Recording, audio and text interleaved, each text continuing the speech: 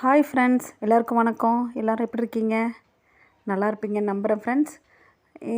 நான் ஒரு நெய் கசடு நம்ம நெய் காய்ச்சும் போது அந்த முருங்கைக்கீரை போட்டு அந்த கசடை நம்ம தூக்கி எறிகிறீங்களான்னு தெரியல. அதை இனிமேல் தூக்கி எறியாதீங்க. அதை வச்சு ஒரு ஸ்நாக்கு நம்ம செய்யலாம். குழந்தைங்களுக்கு எல்லாருமே சாப்பிட்லாம்.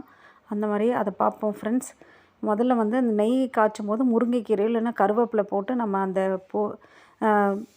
நெய் ரெடி ஆகிடுச்சாங்கிற பார்க்குறதுக்கு டெஸ்ட் பண்ணுவோம். அப்படி பண்ணும்போது நெய் காய்ச்சினதுக்கப்புறம் அந்த கசடு எல்லாம் இருக்கும் பாருங்கள். இந்த மாதிரி முருங்கைக்கீரை இல்லைன்னா கருவேப்பிலை போட்டு பண்ணியிருப்பீங்க.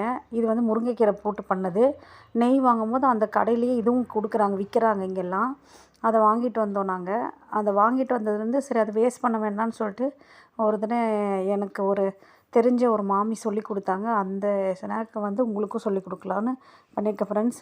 அந்த நெய் கசடு வச்சுக்கோங்க.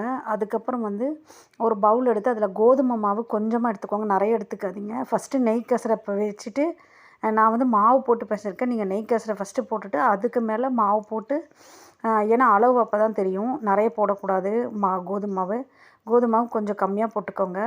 கையில் பிசைஞ்சு பார்த்துங்க. அதுக்கப்புறம் அதுக்கு வெல்லமும் எடுத்துக்கோங்க ஃப்ரெண்ட்ஸ். எவ்வளோ உங்களுக்கு ஸ்வீட் தேவையோ அந்தளவுக்கு வெல்லமும் எடுத்துக்கோங்க.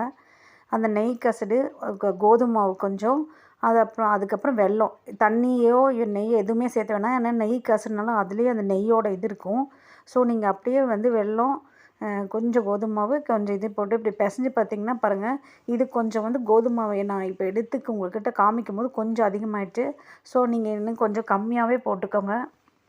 வேணும்னா அதுக்கப்புறம் திரும்ப ஆட் பண்ணிக்கலாம். நான் ஒரு ஒன்ஸ் ஆட் பண்ணிட்டேன்னா அந்த டேஸ்ட் நல்லா இருக்காது.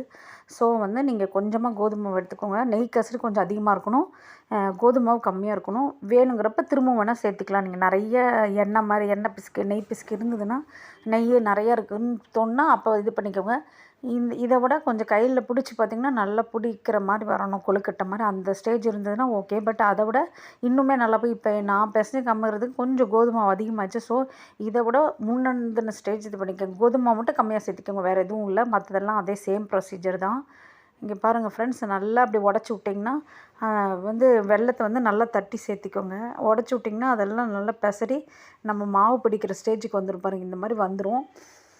இந்த மாதிரி வந்ததுனாலே அது ரெடி ஆயிடுச்சுன்னு அர்த்தம் ஃப்ரெண்ட்ஸ். இது அப்படியே குழந்தைங்களுக்கோ யார் வேணாலும் சாப்பிட்லாம். அந்த நெய்யோட இது வேஸ்ட் ஆகாமல் இருக்கும். அதில் முருங்கைக்கீரையும் பொரிச்சிருப்பீங்க, அதுவும் நல்லா உடம்புக்கு நல்லது. ஸோ இதை மாதிரி செஞ்சு சாப்பிடுங்க ஃப்ரெண்ட்ஸ்.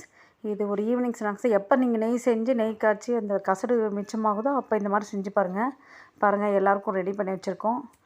இதை செஞ்சு பாருங்கள் ஃப்ரெண்ட்ஸ். இனிமேல் நெய் கசடை வேஸ்ட்டாக வீணாக கீழே கொட்டாதீங்க. இந்த மாதிரி செஞ்சு எல்லோரும் சாப்பிடுங்க. Thank you for watching my video friends. Bye friends.